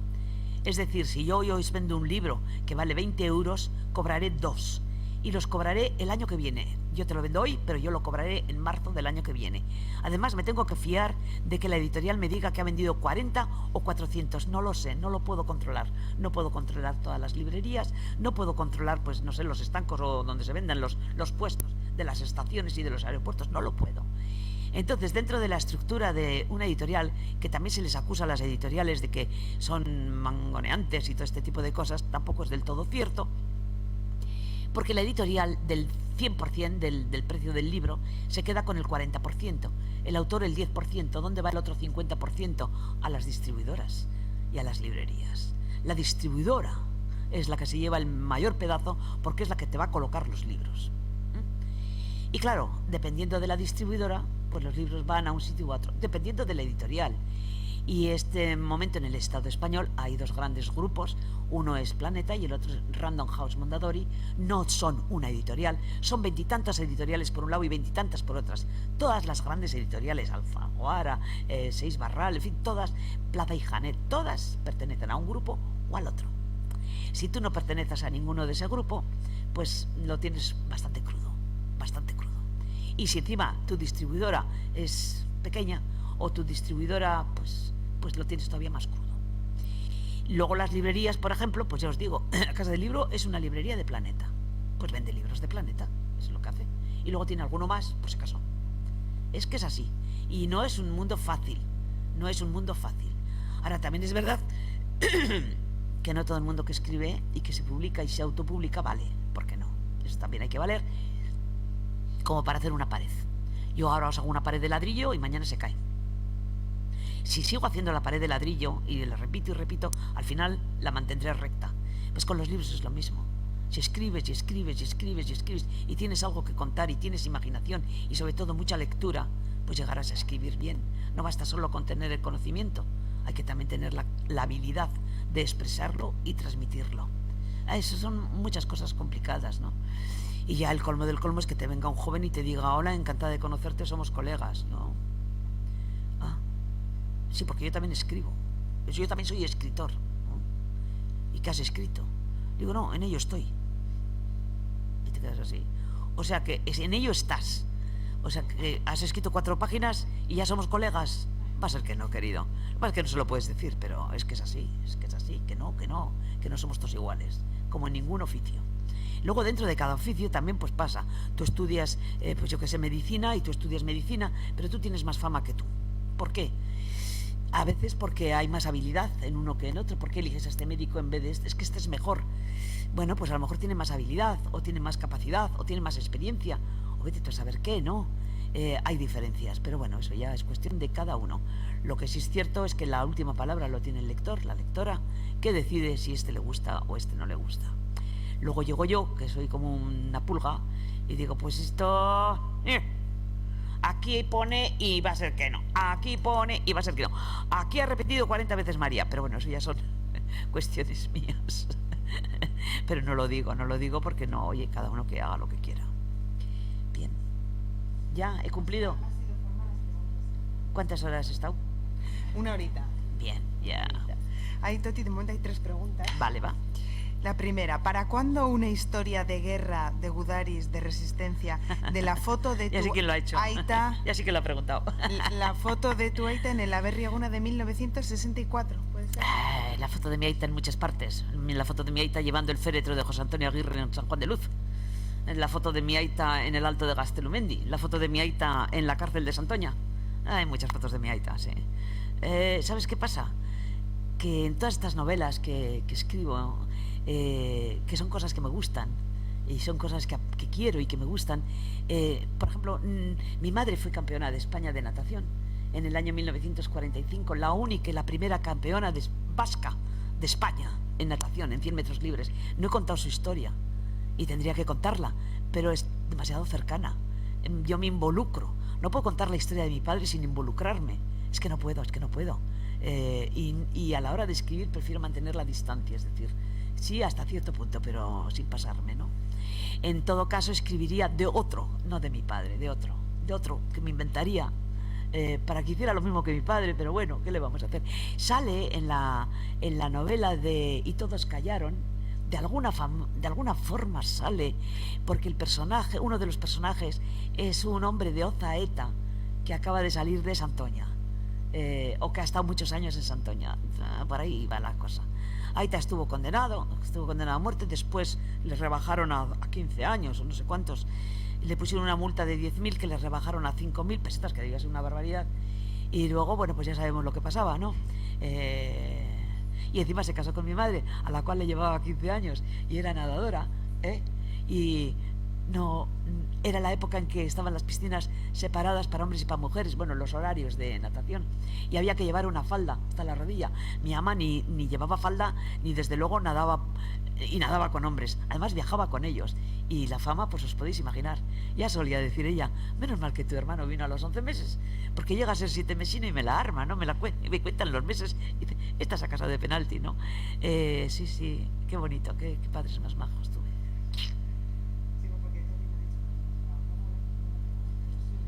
No suele haber preguntas, me ha dicho. No suele haber preguntas. Tengo aquí unas cuantas. Hablo He dicho, tanto. este público sí va a hacer A preguntas. ver. ¿Quién lee primero tus libros? ¿Familia, amigos, editorial? Pues mira, mi marido no lee. A ver, lee mogollón. Pero lee de dónde venimos, quiénes somos, a dónde vamos, el cosmos, la eternidad. Lo bueno que son las alcachofas para problemas de riñón, o sea, ese tipo de cosas, ¿no? Los ejercicios, la telequinexia, la no sé qué. Pero las novelas es incapaz de leerlas, se duerme. Pero no con las mías, con cualquiera, ¿no? Dice que ya se las cuento yo, no es verdad, no es lo mismo que yo te cuente la historia que tú la leas, pero bueno. Y la primera que lee las novelas, fíjate tú qué cosas, es la persona que me ayuda en casa. Es una amiga que lleva conmigo 15 años y cuando estoy con una novela, todas las mañanas cuando llega dice, ¿cómo vamos? Y entonces tiene que leer lo que he escrito la víspera. Y a veces me dice, solo 3 páginas. Y digo, oye, esa es la primera que lo lee. Y después el editor. Y después mi hijo, porque es el que me hace las portadas de los libros. Y nadie más. Al principio sí, al principio mandaba a los amigos y tal. Ahora ya no. ¿En tus libros quieres o animas a los que lo leen, que les entren ganas de aprender historia, leyendas, etcétera? Bueno, pues eso es lo que he comentado, ¿no? Primero, dejamos de transmitir en el tema de las leyendas. Cuando se acabó el fuego, ya os digo, el fuego bajo, la chimenea, cuando las familias se reunían a las 6 de la tarde que hacía noche, se reunían alrededor del fuego, se contaban chascarrillos, se contaban las historias que habían pasado, en fin, lo que fuera, y se contaban leyendas. Se transmitía, porque la leyenda, hay que dejar claro, cuando se habla de mitología, que no son cuentos para niños. Cuando hablamos de la mitología griega, no estamos hablando de cuentos para niños, o la egipcia, o la romana, o la china, o la nórdica. Pero cuando hablamos de mitología vasca, el tartalo, la lamia y el galchagorri, pues va a ser que no. Las mitologías eran religiones antes del cristianismo. Eso es lo que, en nuestro caso, antes de la llegada del cristianismo, aquí se creía en algo. ¿En qué se creía? Pues en eso, en que había una diosa, en que había unos gigantes, en que había unos enanos, unos dragones, y la gente se lo contaba. Muchas de las leyendas son con moralina, ¿no? Si te portas bien, si no mientes, si no esto, si te... Es que están ahí, hay que saberlas leer, ¿no? Y eso se dejó de contar, por eso he dicho lo de antes, lo de a mí mi mamá me contaba, tu mamá no te contaba nada, no me lo contaba a mí, que era igual que yo de charlatana, y era de pueblo, un pueblo de Álava. Se dejó de contar cuando apareció la luz eléctrica. Bueno, cuando salió la chapa baja, ¿no? La de la leña, y apareció la bombilla. Y desde luego cuando apareció la radio. Pero tenemos que seguir manteniéndolo. Porque, ya te digo, si las tenemos es gracias a que Barandiarán, Resurrección María de Azcuez, Satrústegui y compañía se dedicaron a ir por los caseríos a comienzos del siglo XX, a ir por los caseríos preguntando sobre costumbres, tradiciones, miedos, esperanzas y leyendas. Fueron ellos los que lo hicieron, si no habría desaparecido. No escribimos, somos un pueblo de literatura oral, pero cuando se deja de hablar, cuando se deja de contar, pues desaparece. Por eso tenemos que seguir contando, y por eso cada vez que me llaman a dar una charla vengo y doy la chapa, sí. ¿Alguna de tus obras ha sido víctima de la censura? No. Hay que ser inteligente. Podrían censurarme si yo quisiera, pero no dejo que me censuren, no les doy pie. No. Y luego además, volviendo a la... Te pueden censurar en las editoriales. Te pueden decir, no, esto no, porque no queda bien. O mete aquí una escena de amor. O no sé qué, ¿no? Pero como yo trabajo con una editorial del país nuestro, que ya os digo que es la que me traduce... y además que no la cambio, porque es el libro que sale en castellano y el libro que sale en euskera, ¿no? Y es la única forma que tengo yo de que mis libros salgan en euskera. No se atreven. Vamos, no se atreven. Porque me dice, esto tienes que cambiar. ¿Por qué? Dame una razón de peso. En la última novela que he sacado, por ejemplo, no ocurre aquí, ocurre en Huesca. Cosa curiosa, ¿no? De vez en cuando hago una salida. Tengo una novela en Toledo, tengo otra en Madrid, tengo otra... Y esta se me ocurrió en Huesca. Tenía también mis motivos. Mi tatarabuelo, el abuelo de mi madre, don Conrado García, fue el fundador del Orfeón de Pamplona. Y además era el organista de Pamplona. Pero sobre todo fue quien descubrió a Gayarre en la fragua, en el Rocal. Y se lo llevó a Pamplona para que estudiara música y tal. Y yo estaba orgullosísima, pues por mi tatarabuelo. Era de Pamplona, era navarro. Hasta que hace 3 o 4 años salió una biografía de Gayarre. Y salía todo un capítulo dedicado a don Conrado y era de Huesca. Ahí. Y mi marido, el segundo apellido, es Ubisán. Y Ubisán es un poblacho de 20 habitantes en Huesca, cerca de Ordesa, en el Pirineo. Vale. Y además tenemos el mismo clima, posiblemente... Porque no voy a poner en Andalucía, porque no conozco a los andaluces. Conozco a Andalucía, pero no conozco a los andaluces. Hay que poner, hablan, comen, viven, tienen manías, en fin, hay que saberlo. Y cuando te vas, cada vez, cuando más lejos te vas, pues más complicado. Pero es que la razón principal es que Huesca es la Osca de los romanos, es Osca. En Huesca, montañas, en los Pirineos, hay leyendas, se cuentan leyendas del Basajarau y de Marihuena. En Huesca capital se hablaba euskera en el siglo XVI. En Huesca provincia en el siglo XIX había ordenanzas municipales prohibiendo hablar euskera en los mercados. En Huesca, por donde pasa mi novela, es en pueblos que se llaman Ayerbe, Loarre, Learre, Benabarre, Isarbe. Huesca fue el territorio que Sancho III, mayor de Pamplona, le dio a su hijo Ramiro, que era un hijo ilegítimo, le dio el territorio de Huesca, Osca. Y de ahí nació, fue el embrión, Osca fue el embrión del reino de Aragón, Arangoy. En fin, ¿hace falta explicar más? Bien. Bueno, pues este año en Durango no querían que estuviera porque la historia no ocurría en Euskadi. Y tuve que explicarles. A ver si aprendéis un poco de historia, queridos. Y espabilamos un poco. Son nuestros primos hermanos, es la 8ª provincia o la 9ª, yo qué sé. Si echamos para atrás y para atrás y para atrás, nos vamos hasta Toulouse, nos vamos hasta Lérida, nos vamos hasta Burgos. Pero bueno, es la 8ª provincia por ahora. ¿Qué consejo, Toti, le darías a alguien que quiere dedicarse a la escritura? Ya os lo he contado. Primero escribir, primero leer. No hay título de escritor, no hay título de pintor. Tú vas a Bellas Artes o vas a la universidad a estudiar filología o historia, y literatura, pero no hay título de escritor, no lo hay. ¿Cómo se aprende? Leyendo a otros. Esto, que no, esto, pues bueno, mira, me gusta cómo cuenta esta historia. Esto no, por favor, qué aburrimiento. O qué mal, o qué tipo de historias cuentan. Yo me he leído todos los clásicos, y cuando digo todos, los del 19. Es decir, Zola, Balzac, Víctor Hugo, a ver que me acuerde más, Galdós, Dostoyevsky, Tolstoy, en fin, me los he leído a todos. Y puedo decirte que a mí, y Dumas, y puedo decirte que a mí, puestos a escribir, pues soy del tipo del Conde de Montecristo. ¿Qué queréis que os diga? Me encantó aquella novela, pero aquella novela me hizo estudiar a Napoleón. Fíjate qué cosas, ¿no? O sea, las cosas como son. Bien, leer mucho. Y después soltar la imaginación. Y no tener prejuicios. Y no decir, era un día de primavera. No. Aquel día de primavera, no. Amaneció un día de primavera, no. Pon lo que se te ocurra en ese momento. Y sigue escribiendo. ¿Qué tiempo tendrás de recuperar, de revisar, de cambiar, de limpiar, de todo? Es tiempo tendrás. No te pares a cada frase que haces. Escribe lo que te sale. Escribe lo que quieras contar. Ten paciencia. Mete horas. No vale escribir 2 horas un domingo. Oh, no, porque entonces una novela te va a llevar... He tardado 5 años en escribir esta novela. ¿Yo qué has escrito los domingos? Pues no me extraña que hayas tardado 5 años. Lo mismo podías haber tardado 10. Porque es un trabajo laborioso, ¿no? Como todo. Pero bueno, yo no veo la tele, no hago calceta, no voy de bares, pues en fin, pues escribo. Y ahora estoy bastante... Y leo, claro, sí. Pero bueno, se puede hacer. Ah, sí, para escribir hace falta leer, hace falta tener imaginación. Mi marido no podría escribir, es ingeniero. Escribe unos mamotretos, pero no es novela, no puede, o sea... Te escribirá a lo mejor un ensayo sobre la telequinexia, pero desde luego una novela no va a poder hacerla. Meter horas y sobre todo tener algo que contar. No se trata de coger una novela y decir, pues hay un hombre y una mujer que se quieren, él le engaña, ella se va con otro, él se va con otro, nace un hijo que se queda por ahí perdido. Bien, una historia sin más. Si no tienes algo más que contar, ¿por qué ocurre eso? ¿Cuál es el motivo de que hayan llegado a esa situación? ¿Cuál es la sociedad actual y cuál es el resultado de lo que sea? Pues de un amor malentendido, en este caso de esta novela, ¿no? Hay que contar algo.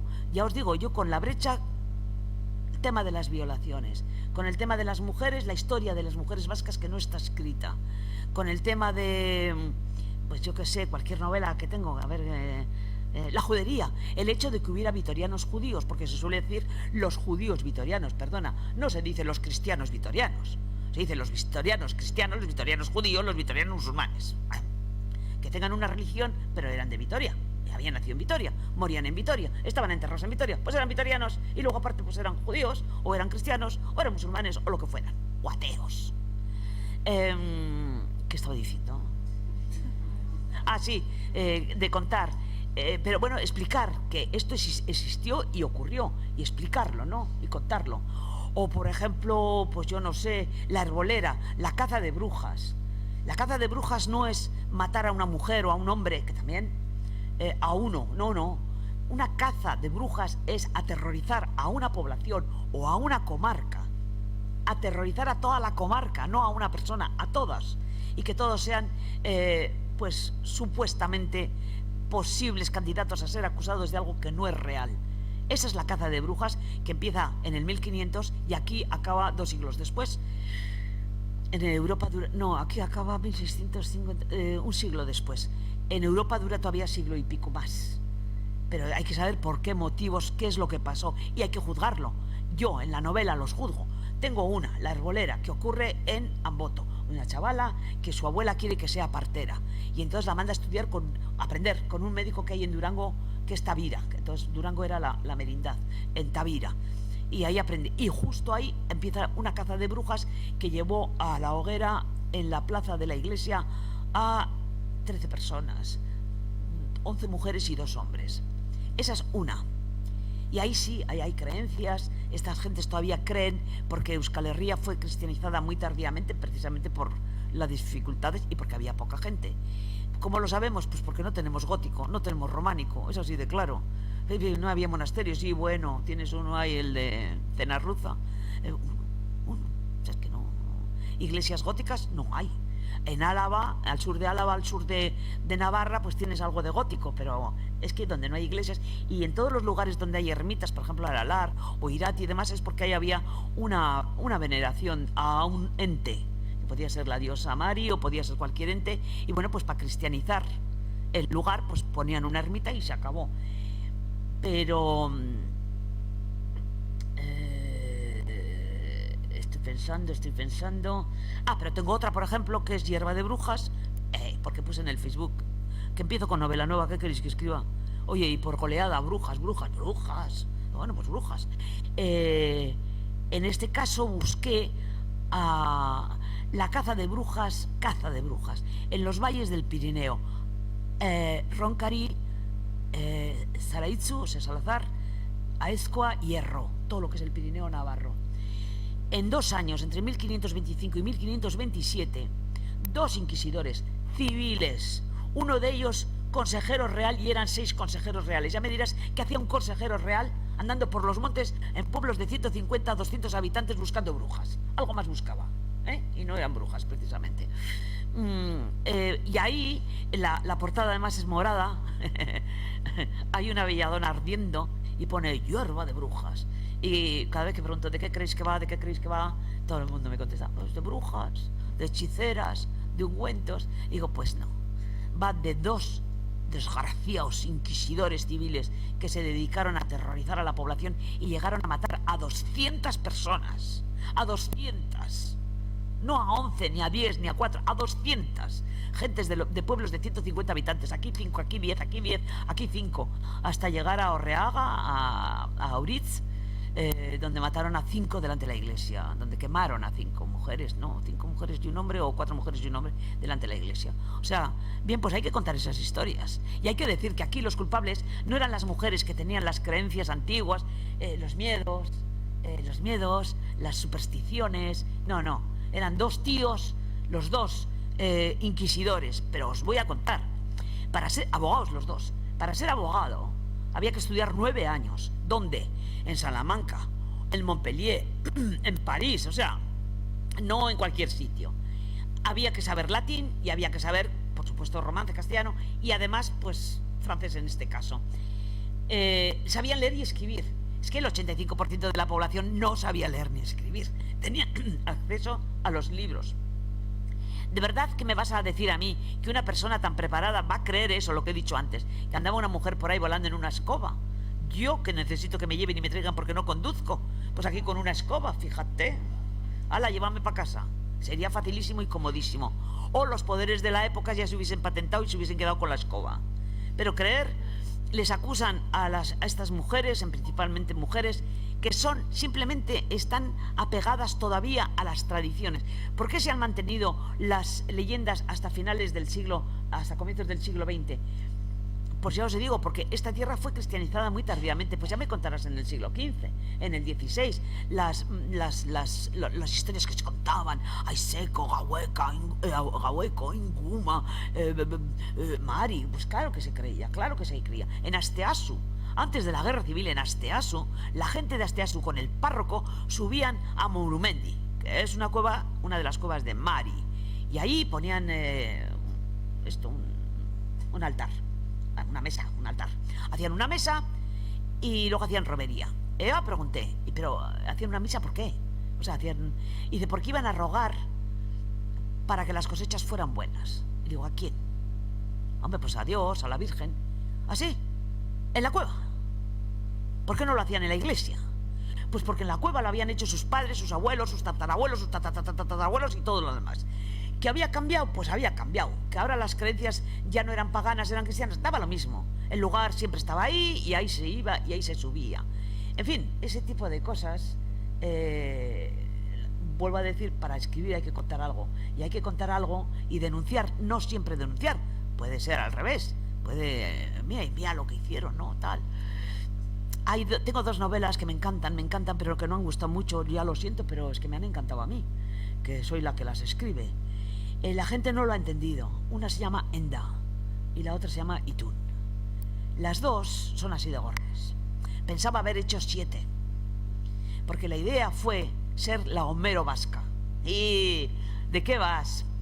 Cuando Homero escribe la Ilíada y la Odisea, se basa en una literatura oral porque no hay absolutamente nada escrito sobre la guerra de Troya. Nada. Es decir, que a él le llegó, pudo llegarle porque ocurrió. Aunque sabemos que ocurrió en el siglo XIX porque aparecieron las ruinas de Troya. Lo demás se creía que también se lo había inventado Homero. Pero bueno, era fácil, el Bósforo, sitio de paso entre Grecia, Oriente y demás. Bueno, pues un sitio para robar o para hacer pagar a los barcos, para lo que fuera. Hubo una guerra, eso es real, entre griegos y troyanos, real. Todos los personajes de la Ilíada y la Odisea están inventados. Ni Aquiles, ni Ulises, ni Agamenón, ni Menelao, ni Helena, ni Príamo, ni Héctor, ni Paris. No existieron. Se los inventó Homero y su gente, que este hombre era ciego y debía tener una escuela y escribía, ¿no? Se los inventó. Lo que no se inventó fue a los dioses, no se los inventó, porque los griegos de la época creían que había un Parnaso, que estaba un Olimpo, que estaba Zeus, Hera, Apolo, que había krakens, que había sirenas que engañaban a los marinos y los hundían en sus barcos, ¿no? Eso sí que creía la gente. Así que dije, pues voy a hacer yo mismo, la Homero vasca. Homérico, ¿eh? Homérico, ¿eh? Y voy a hacerlo con nuestra tierra. Y empecé con Enda. Endatu, Endalur, la tierra del origen. No tenía nombre esta tierra, no tenía nombre. Tenían nombre las tribus tenían nombre. La tierra no tenía. No se sabe ni dónde empezaba ni dónde acababa. Eran tribus que tenían en común la lengua, o parecida o similar, las creencias, las formas de vida y por supuesto el enemigo. Lo tenían en común. Y aparte de eso, cada tribu vivía a su bola, cada tribu defendía su territorio, sus terrenos, sus bosques, sus ríos, y se peleaba con la tribu de al lado. Eso también es verdad, vale. Dije, pues muy bien, me creo yo mi territorio, Enda. Y además, voy a utilizar las montañas sagradas, 7 montañas. Ori, Aralar, Chindoki, Gorbella, Amboto, Aizgorri y Aratz. Y en cada una voy a poner una historia. Y voy a hacer como Homero. Y además vamos a ganar todas las batallas, que ya está bien de que solo hayamos ganado una, la de Orreaga. Pues resulta que en la gran enciclopedia de Doña Mendi, leyendo, que ya digo que leo, los primeros libros son de historia, ¿no? Y ahí hay una frase que decía, en el año 584, el duque Bladastes del rey Gontrán de los francos bajó a Baskonia y su ejército fue derrotado y desperdigado. Pone Baskonia porque el que escribe esa frase es un fraile del siglo VIII, que para entonces ya existía el ducado de Baskonia, pero en el siglo VI no existía el ducado de Baskonia. Esto también hay que aclararlo, ¿no? Total, que digo, genial, pues ya está. O sea que el duque Bladastes fue destruido en la zona de Suberoa, el Ori. Y empieza la novela en el Ori, luchando contra los francos y ganándoles, claro. Y ahí aparecen las cuevas con sus dragones, la diosa. Pero la diosa no aparece con cara, que eso es una manía que tenemos de ponerles caras a los seres del otro mundo. Pues no tienen cara, no se les... Bien, los gigantes, los enanos si quieres, pero la diosa, ¿alguien le ha visto la cara a Dios? Nadie. Entonces es un ser que cada vez que quiere interactuar con los humanos se mete en el cuerpo de una humana para que hable, se mete y habla a través del cuerpo de la humana, pero ella nunca se le ve. Y entonces ella tiene el Ori como morada. Luego, la segunda novela, dije, bueno, pues ahora nos vamos con los godos. Los francos bajaron, los godos bajaban primero, los francos bajaron detrás, expulsándolos de las Galias, atravesaron los Pirineos y se fueron a Toledo. Aquí se quedarían 4. Algunos se quedó en Pamplona, por esa zona, pero poco. Pero luego resulta que los francos querían seguir bajando y entonces los godos volvieron a subir desde Toledo. Y volvieron a subir. Y cada 2 por 3 aparecen las crónicas. Venció a los vascones, pero no los había vencido ya. Y otra vez. Vale, dije, estupendo. Segundo, los godos. Y cogí Aralar y Chindoki. Y luego pensaba musulmanes en Gorbella, vikingos en Amboto, y Aizgorri y Aratz, pues ya pensaría. Pero me he quedado en esos 2 porque son gordos, la gente no los lee. Porque digo, ¡ay, dragones! Y luego me estás presumiendo que has leído la Ilíada. Vale. Y en la Ilíada no aparecen gigantes, serpientes marinas y demás, ¿no? Vale, pero lo mío, claro, como es lo mío, pues no, pues bien, pues ala, ahí se queda. Me encantó. ¡Guau! Cómo me encantó. A lo mejor me animo. Me voy... Y la idea era eso, ¿no? recrear esta tierra con sus creencias, sus luchas, sus modos de vida cuando no tenía nombre, antes de que aparezca el nombre de Ducado de Baskonia, antes, en el siglo VIII. O sea, era del siglo VI, del finales del siglo VI al siglo VIII, 2 siglos, y ahí iba a contar toda esa historia. Pero me he quedado en esas dos. Eskerrik asko, Toti, ez dago galdera Tenemos que gehiago. cerrar. Ez dago galdera gehiagorik, no sé si alguien tiene alguna otra pregunta. Pues sí, Toti sí fue reconocida por esta en 2008. Si Ciertamente, no me equivoco, ciertamente. Fue premio Fundación Sabino Arana. Sí, pero no es un premio literario, No, es un no premio de amor, literario, que es sí. los que llamo yo, un premio de reconocimiento amoroso. Pero literario, no. No fue literario, pero bueno, sí un premio de reconocimiento. Un poco Que agradezco enormemente, que en casa andan diciendo a ver quién se queda con la medalla cuando yo no esté, con la moneda. Y digo, el que se porte bien. Pito, pito, gorgorito. No. Pues te diré, el premio de Euskadi no hay que presentarlo.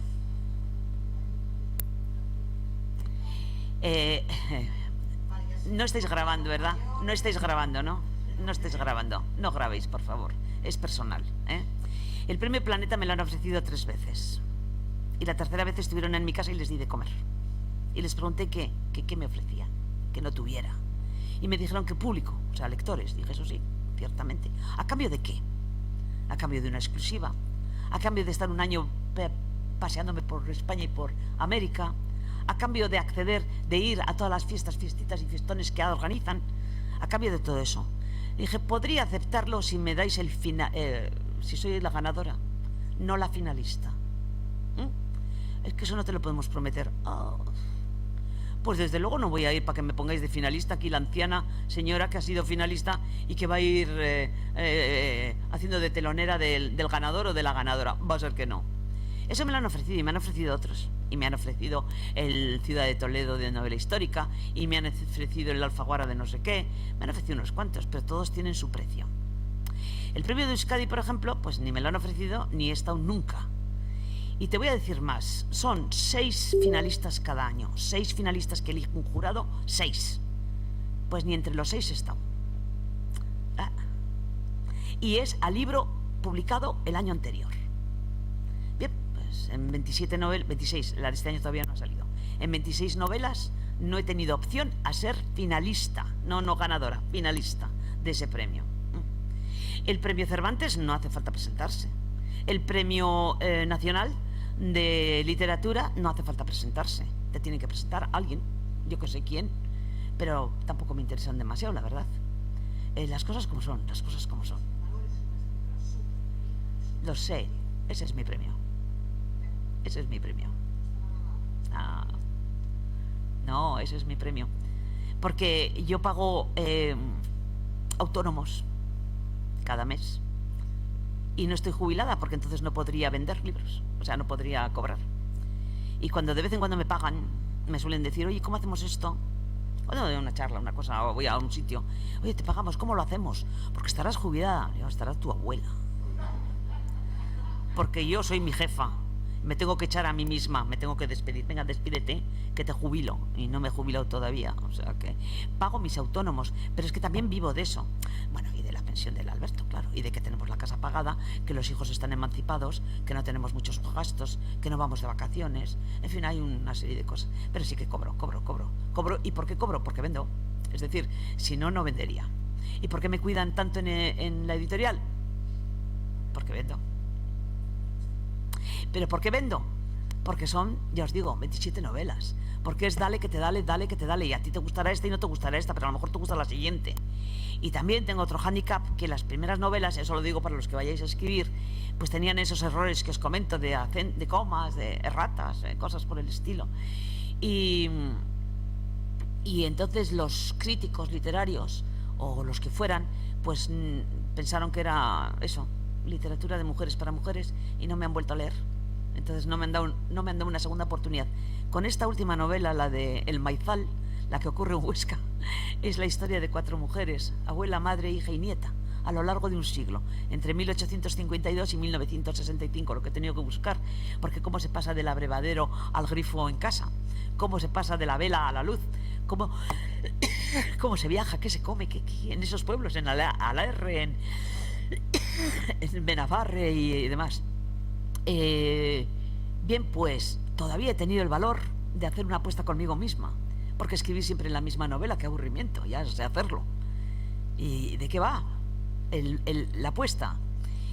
Pues de que no hay ni un solo diálogo. No hay ni un solo diálogo en toda la novela. Es todo seguido. Y yo te estoy contando una historia de esta mujer. Y además no es primer capítulo la abuela, segundo... No. La abuela vive cuando la nieta nace, o sea, o la bisnieta. Yo conocí a mi bisabuela, o sea que... Es contar toda la historia. Cuando llevaba 30 páginas, digo, ahí va, si no he puesto ningún diálogo, pues tendré que poner. Y digo, vamos a apostar, a ver si soy capaz. Y me ha llegado a decir gente, joder, me ha encantado la novela. Yo, me alegro. ¿Y qué te ha parecido que no hubiera diálogos? ¿Cómo que no hay diálogos? Claro que hay diálogos. No hay diálogos, que sí hay diálogos. Irse a su casa, llamarme por teléfono, no hay diálogos. Pero yo los he leído. Digo, eso es lo que es. En fin, cada libro es una apuesta. ¿Por qué escribir la misma novela? Hay autores que siempre escriben lo mismo. Si has leído uno, empiezas a leer la segunda y dices, ya sabes cómo va a acabar. Y en efecto. Pero yo intento ser diferente. Y metí, por ejemplo, escribí la de la editorial, esa la de lo que es el mundo literario, lo que es el mundo editorial, basándome en la premisa de el abuelo monta el negocio, los hijos lo mantienen y los nietos se lo cargan. Estoy contando una realidad, la de mi familia. Solo que poner pirotecnia, Lecea, Vitoria iba a dar muchas pistas. Así que dije, yo qué sé de empresas y no sé nada.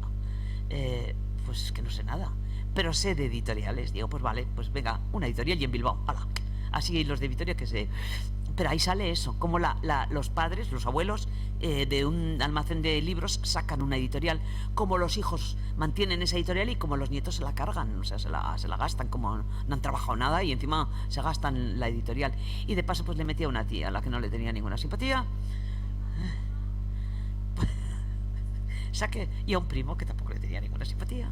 Me saqué pero bueno, con otros nombres y otras cosas, ¿no? Y de paso hicimos turismo por Gautegui Sarteaga, por Guecho y Bilbao, por supuesto. Y un pueblo que no he puesto el nombre porque es que todo el mundo se da por aludido, porque es Larrabecho, claramente, ¿no? O sea, tiene un palacio en la plaza, pues no sé, habrá más, pero bueno, concretamente lo tiene. Bien, pero lo que venía a contar era eso, cómo pasa el negocio. Los abuelos lo curran, los hijos lo mantienen, algunos lo levantan, pero por lo general lo mantienen, y los nietos es que lo venden, se lo cargan, se lo gastan. Es que no hay manera, pero puede ser un almacén de vinos, o puede ser un ultramarinos, o puede ser una fábrica de cualquier cosa, es así. Es decir, contar algo, no denunciar, no estoy hablando, no es voy a denunciar, no. Contar algo que pueda... Por ejemplo, tengo otra que se llama... ya voy a callar, Llanto en la tierra baldía. Llanto en la tierra baldía. Ocurre en Badajoz. Y me diréis, ¿y por qué ocurre en Badajoz? Y digo, porque no sabéis la cantidad de vascos cuyos padres y abuelos eran de Badajoz, coña, o de Extremadura. Hay que contarles a esos también, ¿por qué están aquí? Nadie deja su casa por gusto. Nadie deja su casa, su pueblo, su familia por gusto. Nadie. Si se deja es porque no les queda más remedio. Y aquellos, que también ocurre en la época de la Guerra Civil, es que no es que quisieran marcharse, es que los llevaron, los trajeron a la fuerza, porque resulta que el gobierno de José Antonio, cuando tuvo que marcharse para Santander, le pidieron a José Antonio Aguirre que quemaran las fábricas, ¿no? Que el enemigo, o sea, cuando huyes, ¿cómo es? Rompes el puente, ¿no? ¿Cómo es?